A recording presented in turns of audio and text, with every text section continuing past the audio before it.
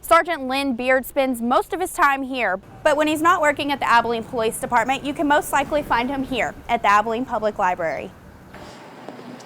You see, he has a love for aviation and history, and he's combined those two passions to work on a very special research project.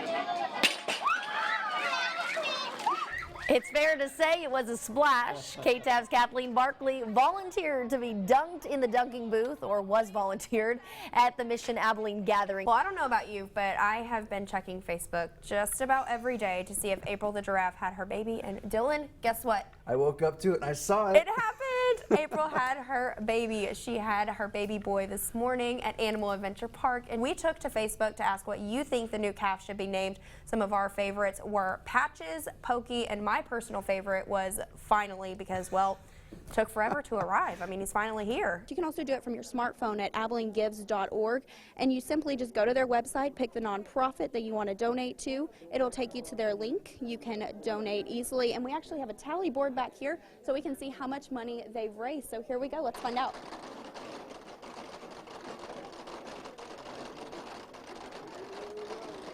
Good evening. Thank you for choosing KTAB News Tonight. I'm Kathleen Barkley. We lead tonight's coverage with a story that has gained a lot of attention on social media. After an hour of searching, a teen is found dead in San Saba Mill Pond. We'll have the latest on this developing story. And remembering one of Abilene's greatest socialites, how an author has documented the legacy of Roy Helen Akers. Plus, the fate of Abilene's after-school care programs is a hot topic. The Abilene City Council is giving concerned parents the chance to voice their opinions. Find out when and where. Good evening. Thank you for choosing KTAB News Tonight. I'm Kathleen Barkley. We'll get to all of those stories in just a moment, but first we have breaking news for you tonight. The Knox County Sheriff's Department has confirmed to KTAB News that they are searching for an escaped inmate. And Kathleen joins us in the studio with tonight's top story. Kathleen? Bob, Brittany, the family of Joe Lopez has been seeking justice for their beloved son, brother, and uncle for almost 2 years, and today they finally received a piece of closure. The family has made it a priority to be at the Tom Green County Courthouse on this journey for justice for Joe, and today they returned home from what was hopefully their final trip to the courthouse with that justice they've been seeking. He was just starting his life. Little did I know that it was only going to be 21 years. Rosemary Lopez and her family walked into the Tom Green County Courthouse for the last time today. You know, it's been hard to lose him. And then it was hard coming up here for pre-trials and getting postponed, and another pre-trial and get postponed. And since her son Joe Lopez was killed, she made a promise to get justice for Joe. As they were lowering Joe's casket, I made him a promise to get him justice, and that's why we've been here every single time. She believes that justice was served, but no amount of time behind bars can bring back her son. I know a lot of people are going to say it's not enough, and it's not enough. 15 years for him is not enough, and for her to just get probation, it's not enough. But like I told them in the courtroom, 115 years would be enough. His family can come see him. I have to go, and all I see is a headstone. After almost 2 years, the Lopez family is finally able to have closure. And now that it's over, I think I'm going to go home and I'm going to grieve. I'm going to finally get my chance to grieve. I'm finally going to get to go to his headstone and look at his picture on there and tell him that I hope he knows that I did the best I could.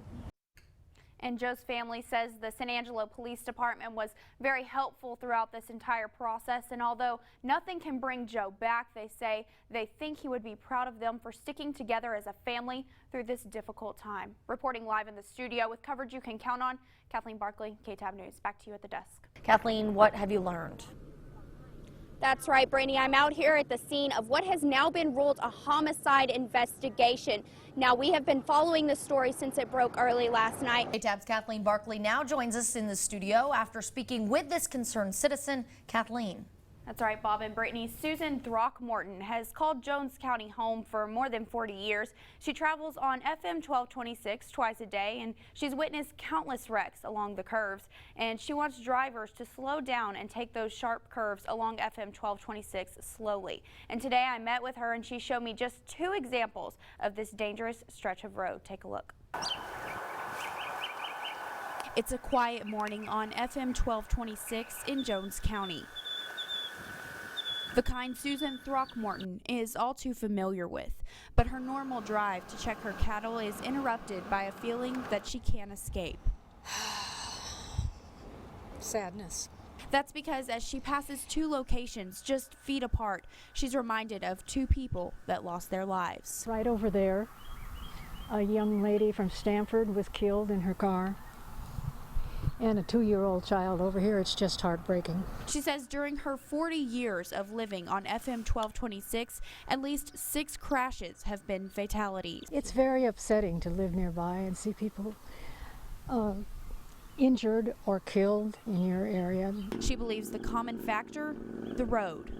I think many people that travel on these farm market roads don't realize how dangerous they can be.